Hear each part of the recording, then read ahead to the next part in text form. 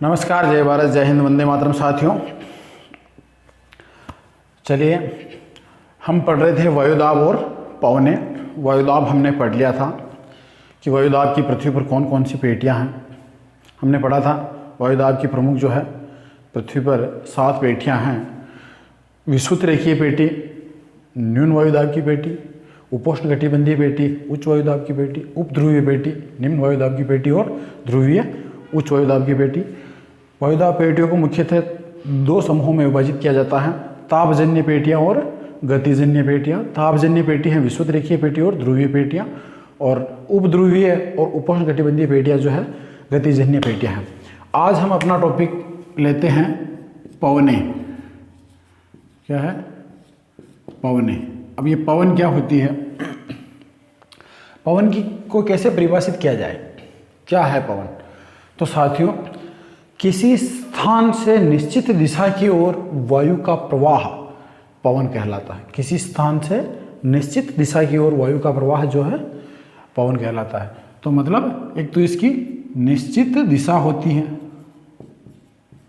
निश्चित दिशा। ठीक है। अगली बात की जाए साथियों, तो पवन द्वारा जो है वायुमंडल की असमानता दूर की जाती है। वो कैसे? उच्च वायुदाब से निम्न वायुदाब की ओर। तो ये क्या करती है? वायुमंडल की असमानता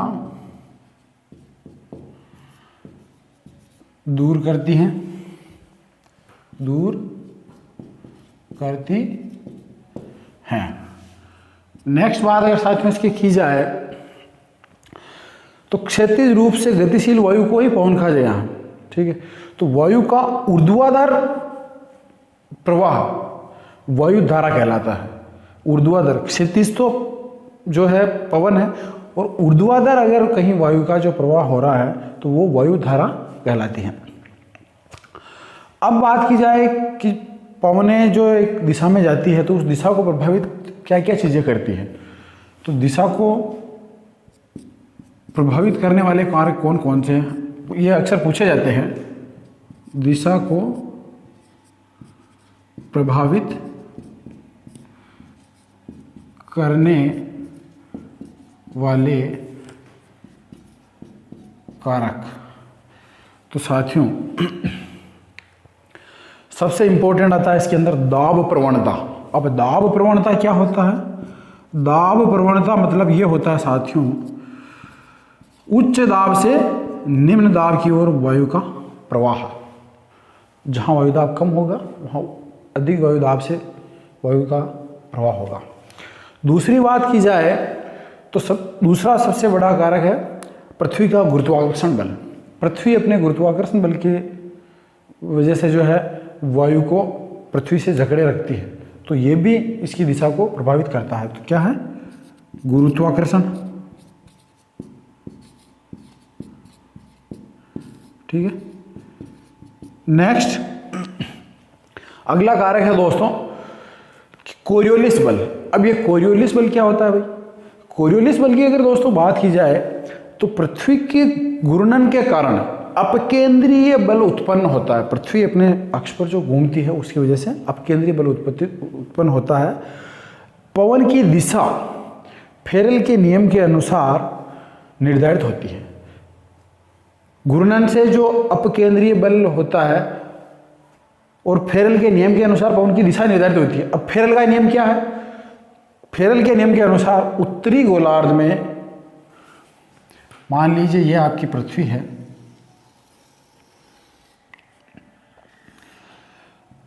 उत्तरी गोलार्ध में पवने, मान लीजिए ये पवन यूं जा रही है, उत्तरी गोलार्ध में पवने अपने दाहिनी ओर ये, और दक्षिणी गोलार्ध में पवने अपने बाईं ओर, जैसे यूं जा रही है तो यूं विक्षेपित हो जाती है। ये फेरेल का नियम है। फेरेल का नियम क्या कहता है कि जिस दिशा में वायु का प्रवाह हो रहा है, अगर उस दिशा में मुंह करके खड़े हो जाए तो उत्तरी गोलार्ध में पवने अपने दाहिनी ओर और दक्षिणी गोलार्ध में पवने अपने बाईं ओर विक्षेपित हो जाती है। अब जैसे अगर इस पवन की दिशा यूं है तो ये यूं हो जाएगी, अगर इस पवन की दिशा यूं है तो ये यूं हो जाएगी। उसी प्रकार अगर इधर पवन की दिशा यूं है तो ये यूं हो जाएगी बाईं ओर, और अगर पवन की दिशा यूं है तो ये यूं हो जाएगी बाईं ओर। ये है दोस्तों फेरेल का नियम। तो तीसरा फैक्टर क्या हो गया? कोरियोलिस बल। कोरियोलिस बल, ये प्रश्न कई बार पूछा भी गया है।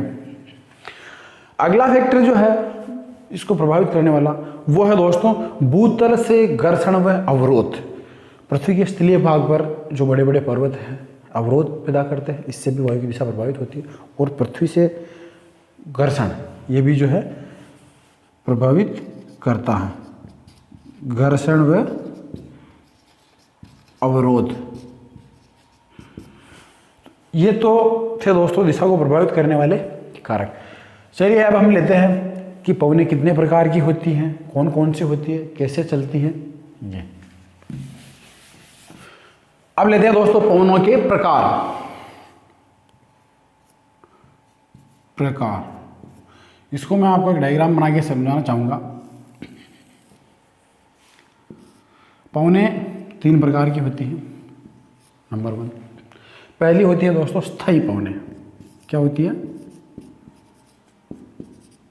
स्थायी पवनें, ठीक है। इनको क्या कहा जाता है? ग्रहीय पवनें।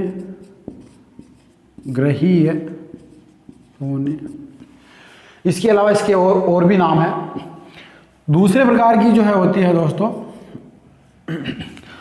सामयिक या अस्थायी पवनें। सामयिक मतलब समय विशेष में चलने वाली, सामयिक या अस्थायी। इन्हें मौसमी पवनें भी कहा जाता है। क्या कहा जाता है? मौसमी या मानसूनी। मौसमी या मानसूनी। तीसरा जो है वो प्रकार है दोस्तों स्थानीय पवनें। क्या है? स्थानीय पवनें। स्थानीय पवनें। अब पहला लेते हैं अपन ग्रहीय पवनें। अब ग्रहीय पवनें कौन कौन सी होती है? ये स्थायी पवनें होती है, इनको ग्रहीय पवनें भी कहते हैं। ये निश्चित पवनें होती है और ये भूमंडलीय पवनें हैं दोस्तों, ठीक है। अब इसमें कौन कौन सी पवनें आती हैं? जैसे पहली व्यापारिक, दूसरी पछुआ,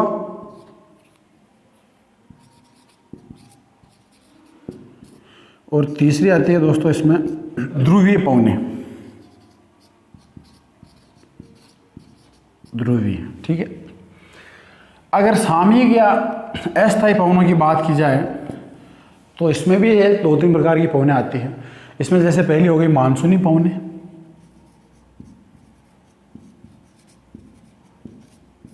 ठीक है।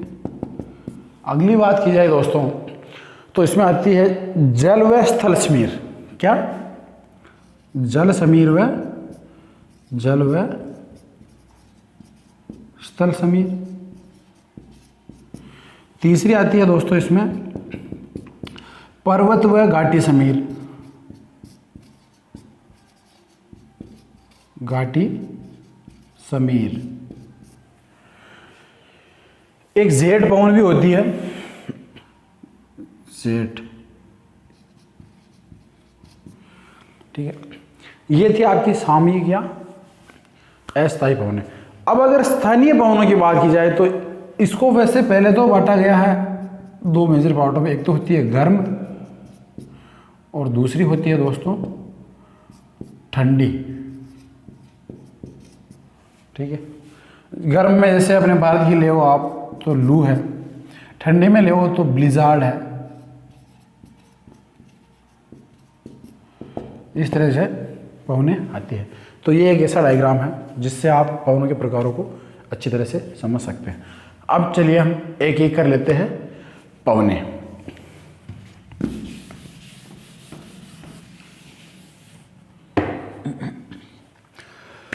अब अपना पहला प्रकार है स्थायी पवने। स्थायी पवने, ठीक है दोस्तों। स्थायी पवनों में अपन पहली लेते हैं अपने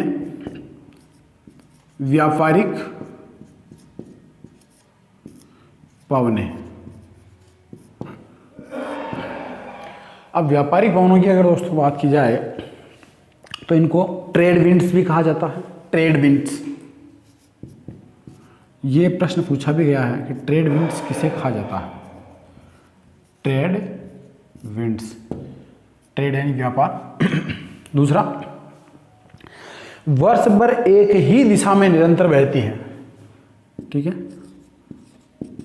वर्ष भर एक ही दिशा में बहती हैं, ठीक है। दूसरा, 5 डिग्री से 30 डिग्री अक्षांशों में दोनों ही गोलार्धों में, 5 डिग्री से 30 डिग्री अक्षांश में दोनों ही गोलार्धों में बहती हैं। 5 डिग्री से 30 डिग्री उत्तरी व दक्षिणी गोलार्ध, ठीक है। अब मैं इसको आपको एक डायग्राम बना के समझाना चाहूँगा, सॉरी एक चित्र द्वारा समझाना चाहूँगा।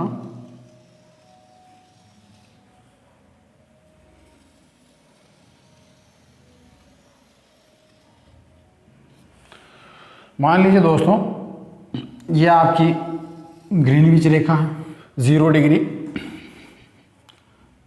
0 डिग्री निश्चित रेखा।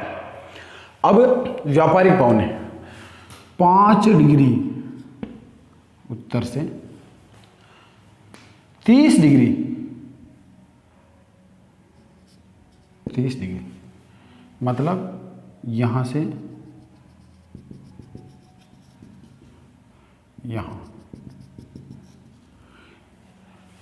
वैसे ही 5 डिग्री से 30 डिग्री साउथ,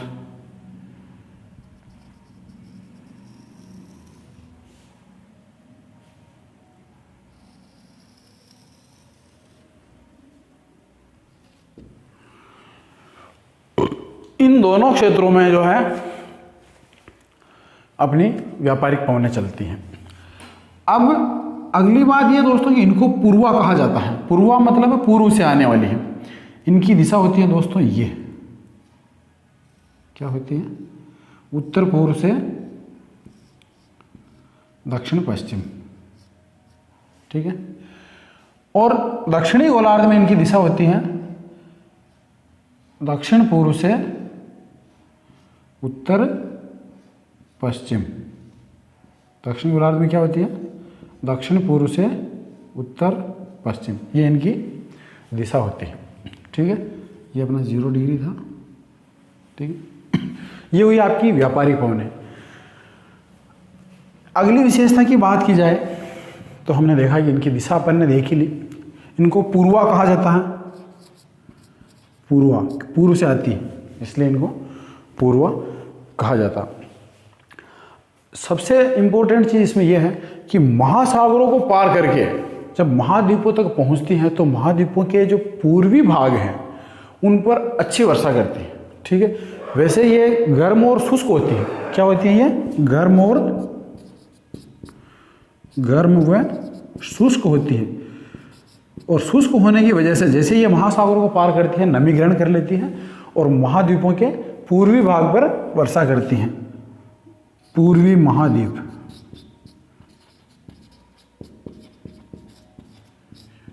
पर वर्षा करती हैं। अब अगर इनकी गति की बात की जाए दोस्तों तो इनकी गति वैसे होती है 75 से ऊपर, 75 से 125 के लगभग इनकी गति होती है। और फेरल के नियम के अनुसार अब जब उत्तरी गोलार्ध में हवाएं अपने दाईं ओर, अब देखो आप, अब मैंने देखा था कि उत्तरी गोलार्ध में दाईं ओर ये इधर आ रही है तो यूं घूमेगी दाईं ओर, तो फेरल के नियम के अनुसार उत्तरी गोलार्ध में हवाएं दाईं ओर तथा दक्षिणी गोलार्ध में बाईं ओर मुड़ जाती हैं, ठीक है। तो भूमध्य रेखा के समीप दोनों गोलार्धों में पवनें आपस में टकराती हैं। अब ये पवनें जो है, ये भूमध्य रेखा, ये भी थोड़ी यूं घूमेगी, ये भी थोड़ी यूं घूमेगी, और यहाँ आते आते ये आपस में टकरा जाएगी। ठीक है, ये इंपॉर्टेंट है। अब टकराकर जब ऊपर उड़ती हैं तो घनघोर वर्षा करती है, ये ध्यान रखना। भूमध्य रेखा पर टकराकर जब ऊपर उड़ती हैं तो घनघोर वर्षा करती हैं। अब देखिए एक इंपॉर्टेंट चीज़ हो रहा है दोस्तों कि ऊपरी वायुमंडल में विषुवत रेखा पर, ठीक है, विषुवत रेखा से अश्व अक्षांशों के मध्य प्रवाहित होने वाली पवनें प्रतिव्यापारिक पवनें कहलाती हैं। अब ये बहुत इंपॉर्टेंट, ये प्रश्न पूछा भी गया कई बार कई एग्जाम में कि प्रतिव्यापारिक पवनें किसे कहते हैं। ठीक है, प्रतिव्यापारिक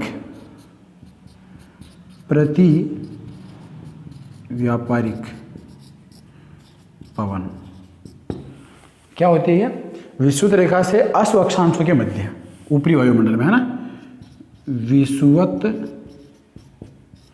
से अश्व अक्षांश, इनके मध्य जो है ये पवन चलती है। ठीक है, ये तो थी अपनी व्यापारिक पवन।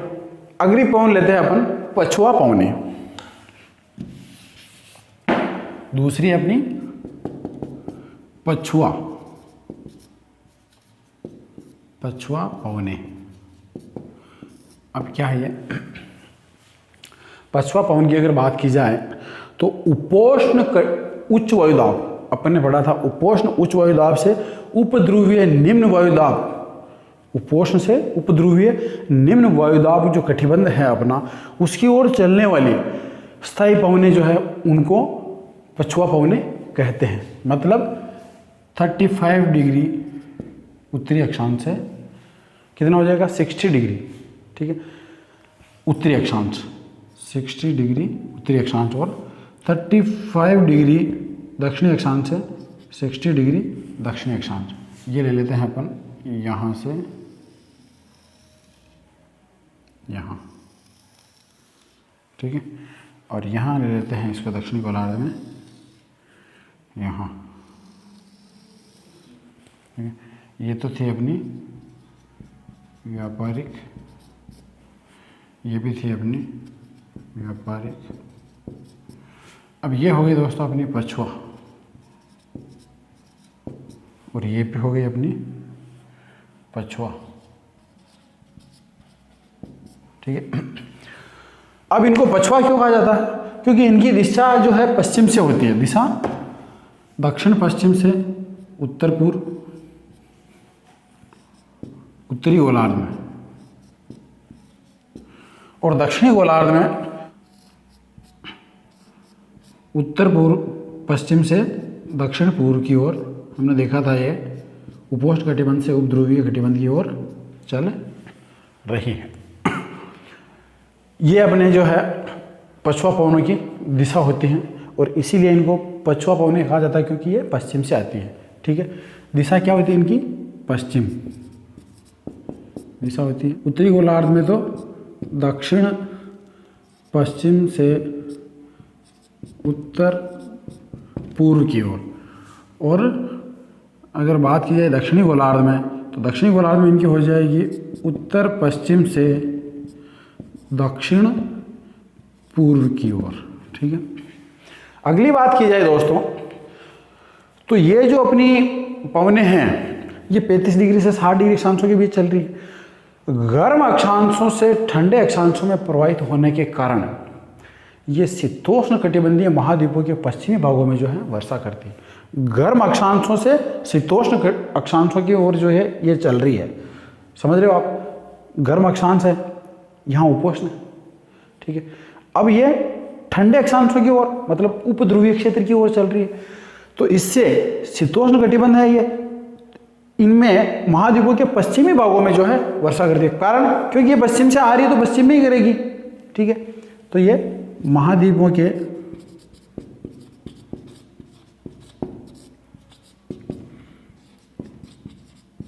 पश्चिमी भाग में वर्षा करती हैं। ठीक है, अब अगली बात की जाए तो इसमें भी एक इम्पोर्टेंट चीज़ और है कि दक्षिणी गोलार्ध में स्थल का अभाव होने के कारण, आपको पता है कि पृथ्वी के उत्तरी गोलार्ध में स्थल अधिक है, जल कम है, दक्षिणी गोलार्ध में जल अधिक है, स्थल कम है।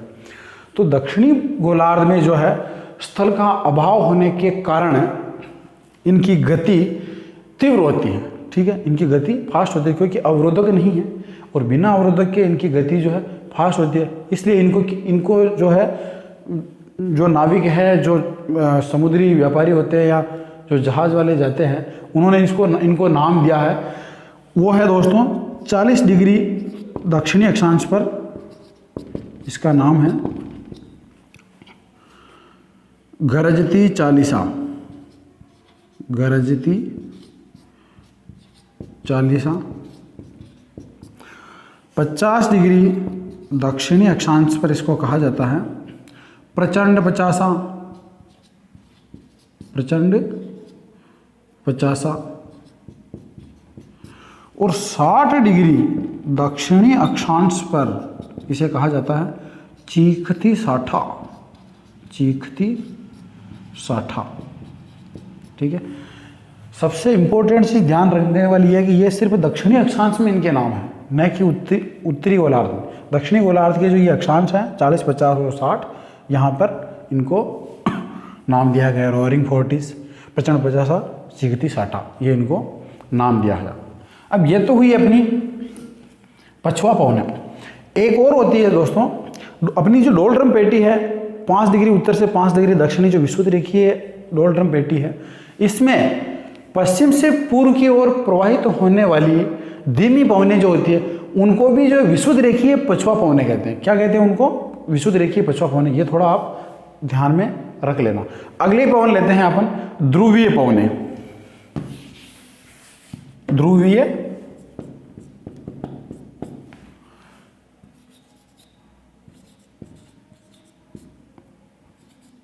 पवनें। अब ध्रुवीय पवनों की बात की जाए,